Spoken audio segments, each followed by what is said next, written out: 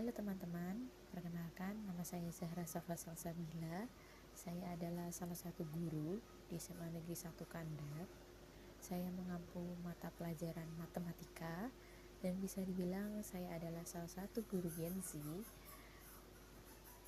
Dan kali ini saya akan membagikan video saya yang berjudul penggunaan aplikasi GeoGebra dalam pembelajaran vektor. Selamat menyaksikan. Ditambahin pagar. Jadi di dalam pagar ini ditulis PI, tetap ada apa? Panahnya. Nah, ini namanya dia panjang vektor.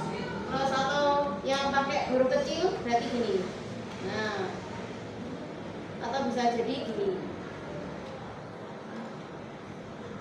Jadi yang ada pagarnya atau panjang mutlak kalau di matematika ya namanya, itu berarti dia menandakan apa? Panjang vektornya. Kalau yang ini menandakan apa? Vektornya atau panjang vektornya. Nah, di panjang vektor itu kan nanti di vektor itu kan gak hanya di bidang datar kok, tapi juga di bidang doang. Minta tolong ditutup aja, nanti takutnya apa namanya?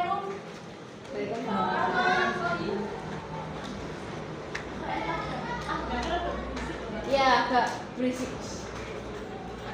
Nah, ini kan akhirnya tidak terganggu fokusnya. Jangan. Gak bisa loh itu. Itu biasa. Itu aja nggak apa-apa, Mas. Oke, lanjut ya. Yang tadi panjang vektor. Jadi vektor itu tidak hanya di bidang datar aja, tapi juga di bidang ruang. Nah, kalau bidang datar itu nama lainnya yaitu R2. Nah, ini namanya bidang datar. Jadi nanti sumbunya ya seperti yang di koordinat kartesius 2 x sama y. Nah, 2 hanya 2 sumbunya x sama y. Kalau yang di bidang ruang ya, ruang itu nama lainnya R3. Jadi dia nanti sumbunya ada berapa, Cak? Ya, 3. Apa aja? X, Y, Z. Nah, Bu, modelnya kayak gimana? Jadi kalau di bidang datar kan sama sudah tahu ya modelnya, gambarnya kan ya sudah seperti ini. Nah, berarti yang vertikal ini adalah yang sumbu Y, ini X, ini kan. Nah, kalau di bidang yang R3 gimana? Ada yang tahu nggak modelnya? X-nya 2. Ada yang udah tahu belum? Belum. Mau tahu nggak? Ya, kita kasih tahu ya. Jadi tetap sama seperti kayak gini. Nah, ini yang vertikal, terus ini yang horizontal, terus ditambahi, Cak. Lah, nambahnya gimana, Bu? Kan sudah ada ini atas sama bawah. Nambahnya di tengah-tengahnya. Jadi ini kayak menembus gitu loh, Cak. Nah, di sini ya XY-nya ada beda, Cak. X-nya itu yang menembus ini. Nah, ini X ini yang menembus ini. Jadi dia itu koordinatnya depan sama belakang. Jadi sama bayangkan aja lah, ini garisnya menembus gitu. Terus kalau yang bidang yang horizontal ini namanya sumbu Y. Kalau yang ini berarti Z. Jadi Z itu yang atas bawah, Y itu kanan kiri. Kalau X itu apa? Depan sama belakang. Jadi kalau misal sumbunya gini ya, 1 min 2 sama 4. Nah, ini berarti kan X, Y, Z. Berarti X-nya 1 itu yang di depan, Kak. Yang positif itu yang di depan. Yang belakang itu yang negatif. Yang Y juga itu sama. Yang kanan itu positif, yang kiri itu negatif. Z juga sama.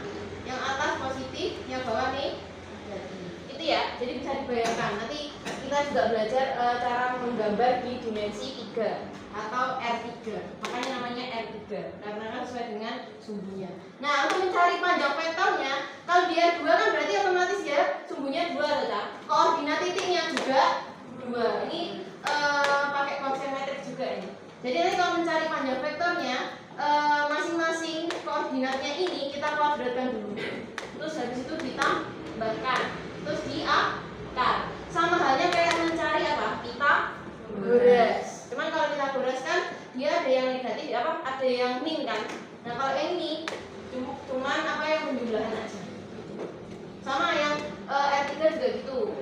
tinggal ditambahkan yang koordinat ketiga ya, dikuadratkan terus habis itu ditambahkan.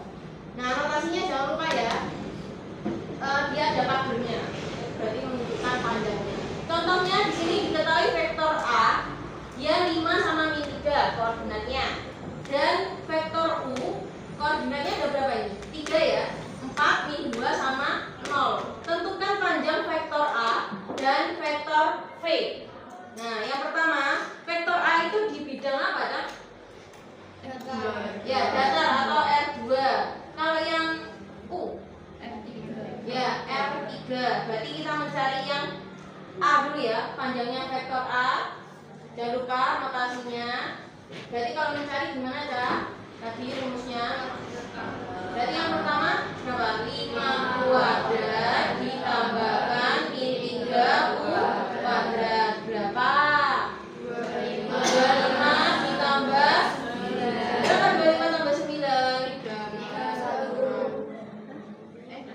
34. Ini bisa disederhanakan nggak 34? Benar kan 34? Bisa.